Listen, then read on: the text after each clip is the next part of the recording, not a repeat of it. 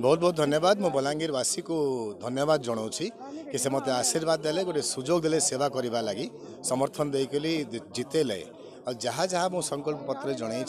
बलांगीर को विकसित अपराध मुक्त ग्रीन बलांगीर बनवा लगी मु विधानसभा हो राज्य सरकार हो ना केंद्र सरकार हो ताकू दाबी प्रकाश करी बलांगीर लगी काम हासिल करी कौन विषय आप सरप्राइज भावुँ मुझे कहीपरूनी निश्चय जो आमर आशा थिला राज्य स्तर रिजल्ट सेटा कौटे आमर किसी भूल चूक रही जाइए किसी कमी रही जाइए दल नेतृमंडल निश्चय मंथन करेंगे आगामी दिन में कौन हिसाब से आम चलेबा एटा मंथन हम दल भितर।